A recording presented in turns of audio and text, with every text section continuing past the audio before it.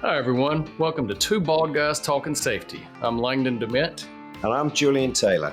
And welcome to our podcast. Good morning, good afternoon, good evening, everyone, and welcome to Two Bald Guys Talking Safety. I'm Langdon DeMint, here with my dear compadre, Julio. Good morning, good afternoon, good evening. Yes, Julian Taylor, the other bald guy, in a truly global podcast where we recognize you wherever you are in your working day. Exactly. It's kind of like the Truman Show. And in case I don't see you, good afternoon and good evening. Oh, and in case I don't see you, good afternoon, good evening, and good night.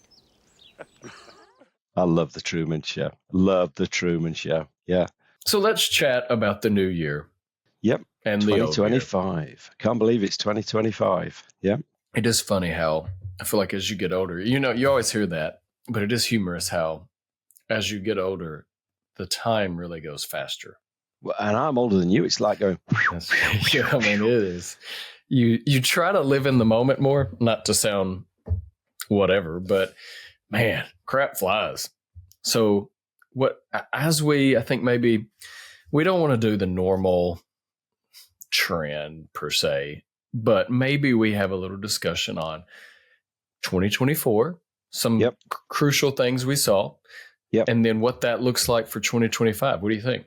The trend that scares me most from this year is actually the fact that I think both in the US and the UK, the trends for fatalities actually showed a slight blip upwards. So to me, that is just a resounding sort of message to us that we've still got a really big job to do here.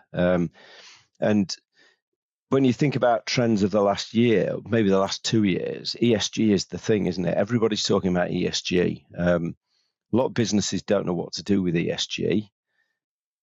My one fear with ESG is it deflects people from important things. So it deflects people from that focus on things like serious incidents and fatalities.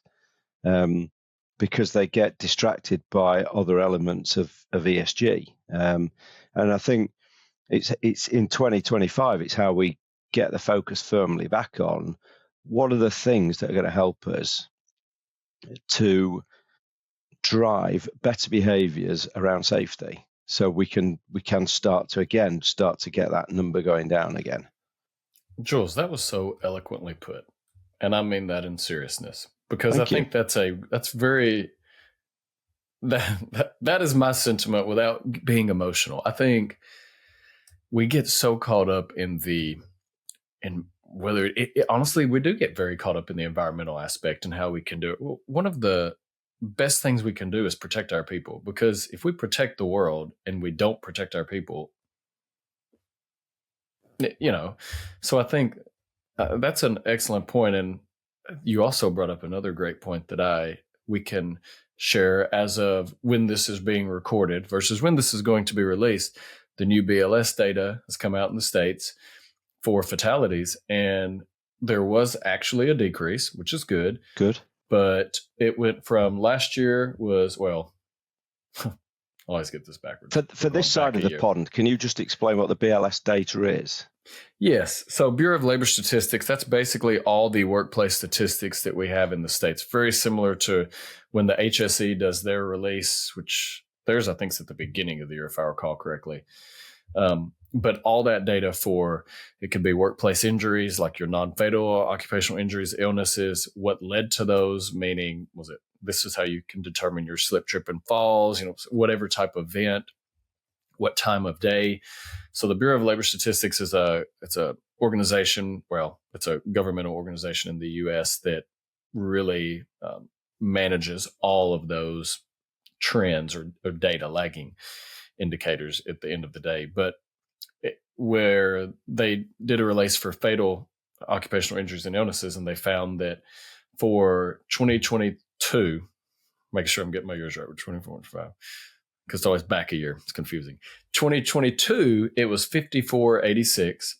And then let's see, for 2023, it was 5,283. So a slight decrease, but still over that 5,000 mark. So what that equates to, a worker died every 99 minutes from a work-related injury.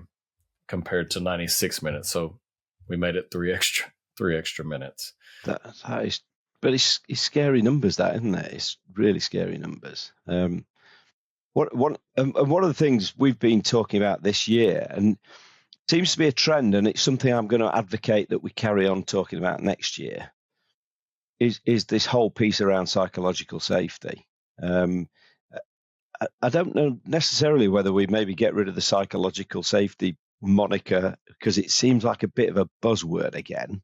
But actually understanding what we mean by psychologically safe, and if you really want to distill it and simplify it down, for me, it's that creation of a workplace where people feel able to challenge and to question and to raise their hand. They're in a safe, mentally safe place where they feel able to put their hand up. Because I still think we live in a world where people in the workplace maybe are faced with a dangerous situation, but they don't feel able to put their hand up and say stop, because they worry about what's going to be the ramifications if they say stop. I've got a potential guest for us for next year. Couple of guests. I'm going to keep the names under wraps because I think I've not definitely got it organised yet, but it'd be great if we can get them on. A couple of guys that want to get on, and they talk about. I'm going to have to mumble this because it's a rude word, and I don't like using rude words. But it's the moment, yeah. And it's actually when you're in that moment, is being able to say stop. If you feel able to say stop, that's the sign of a good workplace, because the workplace aren't going to punish you, even if it turns out that it wasn't an issue, because you've done the right thing. Yeah. That's one of the things we've got to create in 2025 is safe workplaces from the perspective of it's safe for me to say something. Yeah.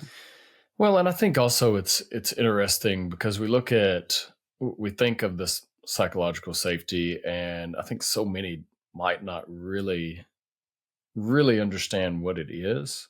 And then it gets that interesting rap of, is it misconstrued from what it actually is? And then I think it's important to hit on what are those aspects that can really be advantageous, because I totally agree. One of the biggest trends that we will see, and we have seen, and you'll see where I'm going with this, is the total worker health, meaning the mental health, the wellness, the well-being. Well, how does that tie into your actual psychological safety? Well, if I'm in a good mental state, I'm comfortable, my outside work is going well, or outside life is going well, it's corresponding.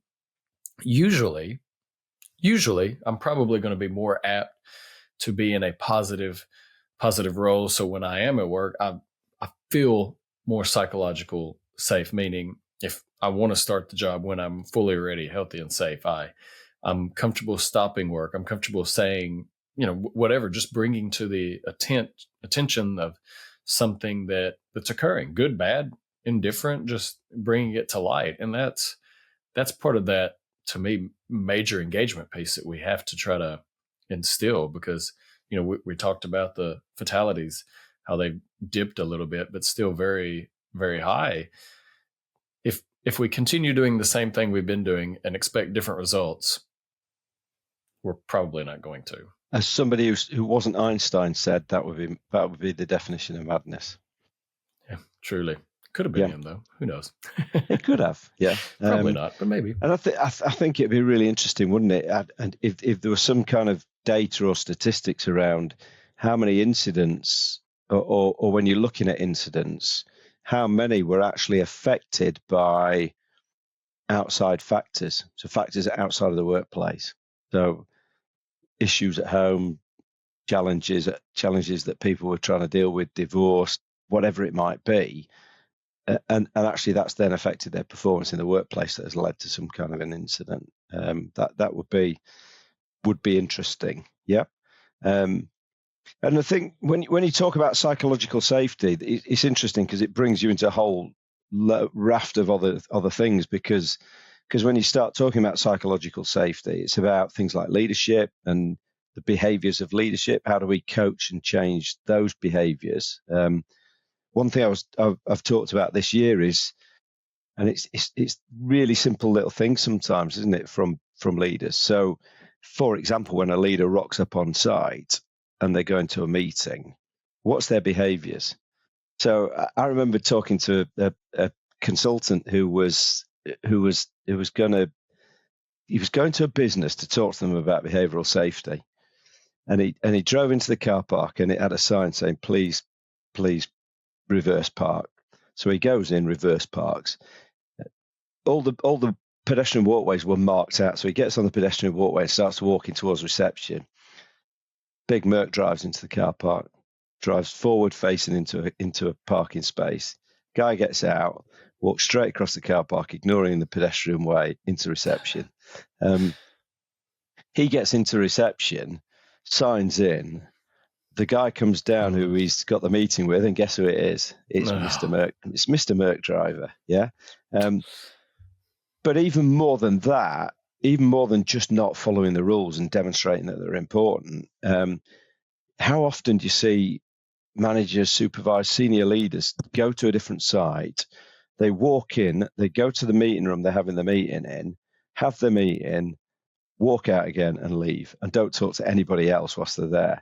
And simple little things like senior leadership, when they go for those meetings, instead of doing that, but going out maybe on the shop floor and having a conversation with people, saying, how are you doing? Actually getting to know them, talking about what have you done around safety today. It might take them 5 minutes, but it just leaves that indelible impression that actually senior leadership care, and actually they care about safety. So you start thinking about, right, okay, this psychological safety thing, how do we start to do it? It can seem quite daunting on the face of it, but actually sometimes it's little things that start to make the difference. And then I suppose the other bit of it, and I think it was Ryan the other day was talking about it when we were talking to him, was talking about learning. How do we change the way we embed learning in an organization? Which I think is a good area. Yeah, well, and I think there's also a challenge because everything we're talking about, we're seeing a major demographic transition in work, and I think it seems that it all kind of ties together really from the standpoint of we are at a precipice, if you will, that we have people working longer than they ever have. So you have an aged workforce, but then you have the younger. No, like you. I mean, then you have a lot younger that are coming in, and a lot of the viewpoints are vastly different. You know, that older generation you think of where I'll do my job hard, but ensure we get it. And then the others who their importance, they want to be protected, but sometimes it seems like even their physical safety isn't realized as much as the mental and the environment and aspect. And we have to think we're all humans, all powerful tools. How can we, to what you're talking about, how can we ensure that we are connecting with both levels to ensure that we're maximizing what we're getting so that we can have those safe operations, we can have a psychologically safe and healthy workplace? You know, the reality, Langdon, is I don't think there's any change. I think bear with me here because that might sound completely irrational, but I don't think there's actually a change here. If you think about it, going back 40 years, people were talking about different learning styles. And I think it's the same. It's really that same approach, isn't it? That we have different people with different ways that they're going to learn and take on board information. And what we've got to do is be cognizant of that. And Ryan was talking about we've moved from sort of 3-day training courses, 5-day training courses. We moved to e-learning. 2-hour-long e-learning. 2-hour-long e-learnings, which still didn't work. And now we're kind of we've moved towards sort of YouTube. And now I think we're moving towards TikTok, aren't we? But actually there's some really good opportunities there because it's so easily digestible. And actually it can be in the moment. And it's what we talk about, isn't it? It's that micro learning that we talk about, is rather than take people away from the workplace and try and force a whole bunch of information into them that they're not going to retain, How can we make it really accessible and easy at the workplace at the point of doing something? So if I'm going to go and operate a piece of machinery, I can maybe scan a QR code. I go into a short learning, I do it, it's tick-tock kind of length or maybe slightly longer, yeah? But it's really easily digestible. It's in my head then as soon as I go to do or carry out the operation. So I think that's one of the trends for next year is how do we just make learning more self-directed, more self-accessible so that we can just do it in the moment. No, I think that makes sense. Because when you think about a lot of what we've been discussing, you think about, let's just think serious injury fatality, how that correlates to everything we've been discussing, because I think all the trends tie together in essence. Some of the top, which research is showing around precursors that lead to those serious injury fatalities. You think about it, workers not following safe work procedures. So meaning they are, but meaning they can't express maybe the most critical aspects of the task. They're not recognizing the hazards the way they're supposed to. They're deviating from the routine. Now, it could be a deviation that is needed, but there's still a deviation. Understanding the task, normalizing risk. Some of those top 10. What does it all boil down to? Yeah. You're on this. What do you think? What does it all boil down to? I'm going to let you give me the answer. You don't know. Humans. People, right? Yeah. So we have to figure out everything we're talking about. How do we, if we want to ensure truly a healthier, safer organization, we want to be as compliant or adhering to true ESG sustainability. It's ensuring that we're putting things in place to try to keep everybody, the workplace, the work environment, people. Well, we put people at the forefront. Yeah. We said it at the same time. We put people at the forefront. Yeah. And I think Karen Hewitt, we're talking to Karen Hewitt, weren't we, the other day? And she put it really well. She talked about one thing for 2025 is working with the safety profession around soft skills. So actually they can become change agents. So, but I think you make a really good point. It's almost back to my point I made earlier, which is the danger of these things like compliance and ESG is it just distracts us from actually people, and that's where there's no incident, or incidents don't generally happen without people being involved. Mm-hmm. Yeah. Unless you're very unfortunate. Yeah. So it's actually about, okay, how do we bring people back to the forefront and help them just to be more cognizant of what's around them? Yeah. Yep. So let's take a quick recap before we transition. So we have hit trends of psychological safety, ESG, serious injury and fatality, self-directed learning. What about technology? Well, you know what? I find this fascinating. Yes, me too. Because I find, I like playing around with the AI side of things. And again, I wonder, I saw something, and it was a sales tool actually today that I was looking at. But I thought, actually, how fantastic would this be for safety?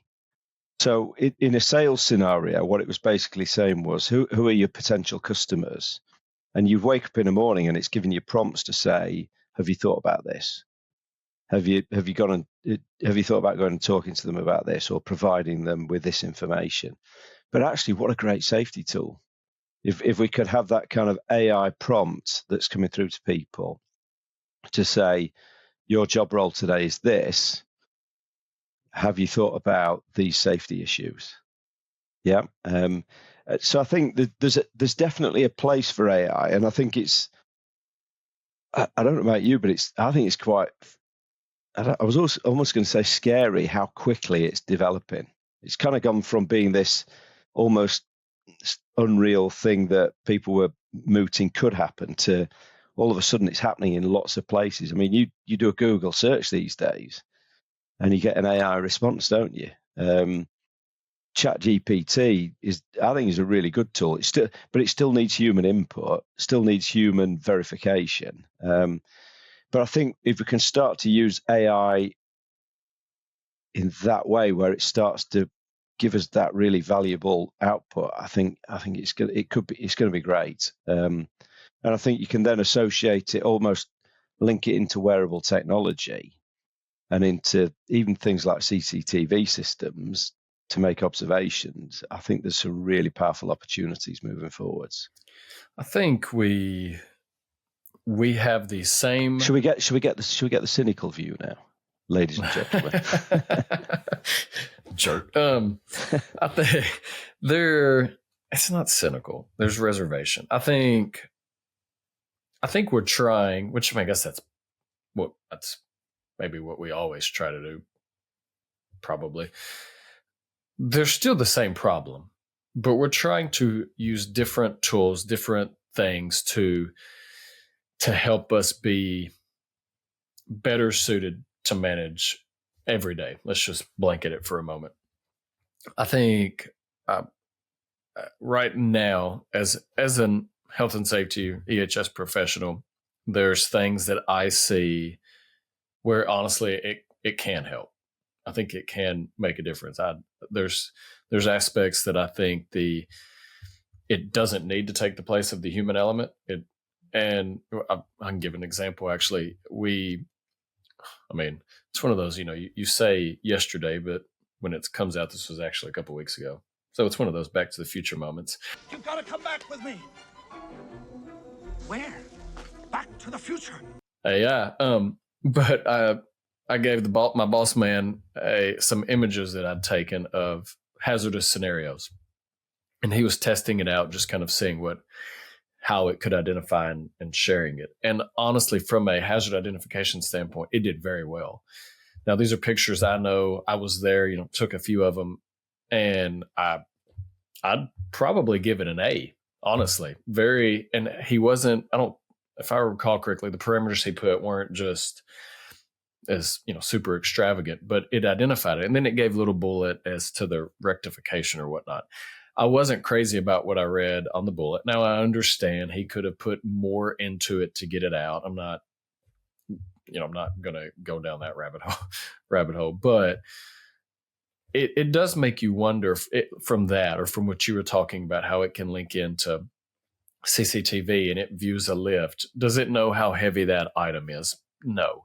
But can it show a potential unsafe so it could identify it quick and maybe fix it before it leads to it?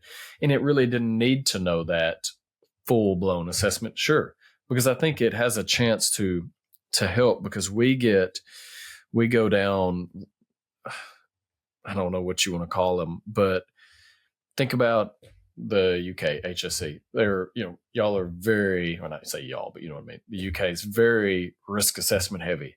In the States, we have obviously standards, regulations for a lot of things as well.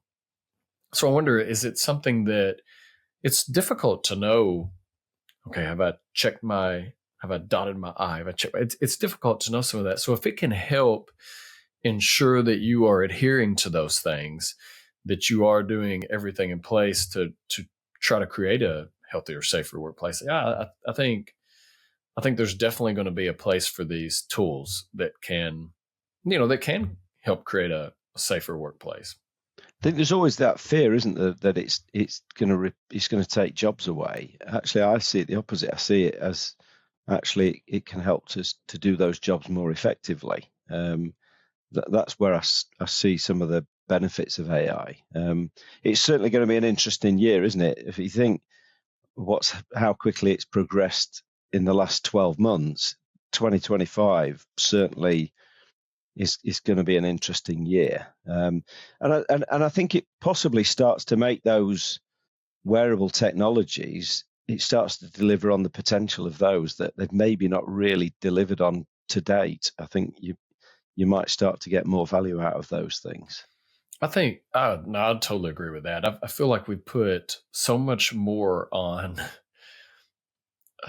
a device that can tell me my heart rate, tell me that, oh, I'm about to be over this tee shot, my heart's going up. We've put a lot more focus on those type than wearable devices such as, and they exist. I'm not negating that, but personal air monitors. So if something goes out, hey, you need to leave, and then we need to empower them. We have an overexposure, get out. Let's rectify that and keep that data. That exists. I'm not negating it, but that ought to be something that instead of producing any of the old, everything we do is or those new type items, so we can have that real time data. For example, because chronic potential adverse effects, they're a lot more at play than we give them credit for. Yeah, it's that problem is the immediacy, isn't it? People, unless they can see blood, they don't panic about it. So so it's changing that mentality, and like you say, again, it's part of that psychological safety almost, that actually if that monitor does go off, I just walk out, and we deal with the consequences afterwards. It just makes me think of the classic fire alarm. How often do you hear a fire alarm going off in a building, and everybody sits there waiting for the first person to move? Yeah. Just that human reaction. Just a drill. Got to change that human reaction, haven't we? Well, I think that to me that really tallies up to what you just said was a great all-encompassing for everything we've been talking about. It doesn't matter your age, if you're older, younger, your side of viewpoints, political. At the end of the day, everything we want to do as EHS professionals is ensure that going to work as healthy and safe as possible. The workplace is ensuring that they are providing a workplace healthy and safe, that we're not over polluting. We're not polluting, period. I say over polluting. We're not polluting. We're taking care of all that. And that's humans. That's hopefully, we talk about it from a negligence. That's do the right thing because it's the right thing, and try to put that first. And I think when you do that, I don't think a lot of these issues that we talk about, I don't know that they would be as extreme as they would be. And a lot of time it is putting what you said at the very beginning, putting the emotional behind, because we can get carried away on emotions. I won't go down that rabbit hole, but we can make a lot of even incorrect assumptions if we get caught up on emotions without understanding all the facts. So sometimes it is trying to figure out what can we do to truly put the best foot forward for all. And I think that's where that human element comes into play, where we are the most powerful tools possible in the workplace because we can make those relevant, good decisions. So my final point to wrap this up, I think, is trend for next year is same old for me, is leadership and worker engagement. I still don't believe that we have the levels of worker engagement around safety that we need. And I still don't think we've got the leadership engagement around safety that we need. And I think if you talk about those aims that you've got, which are absolutely the right aims, those are the two things that need to be in place if you're going to achieve them. So I think no matter where you're working, part of your strategy for next year is how do I coach and develop those two groups of people so that actually they understand why we're doing safety, and what's the value of it to them and to themselves as individuals, but also to the organization.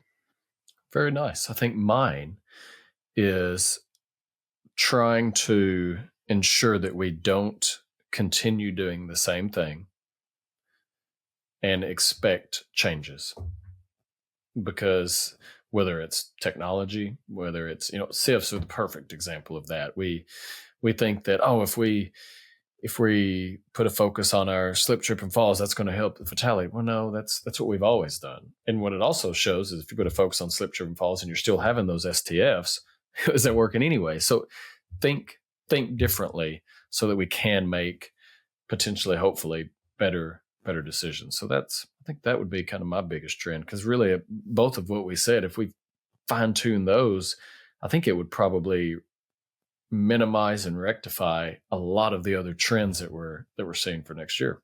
Makes a difference. Yeah. Creating a workplace where people feel able to stick their hand up. That's what we're trying to do. Yeah. Yeah.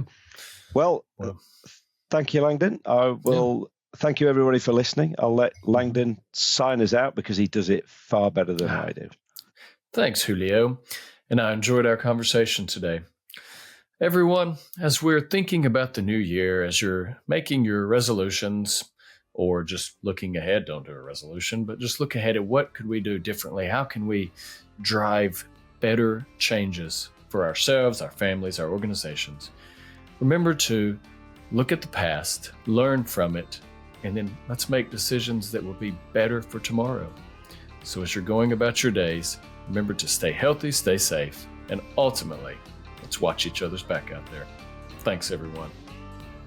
Thanks for tuning in to this episode of Two Bald Guys Talking Safety. Don't forget to follow and subscribe wherever you stream your podcast, or you can visit us at evotix.com.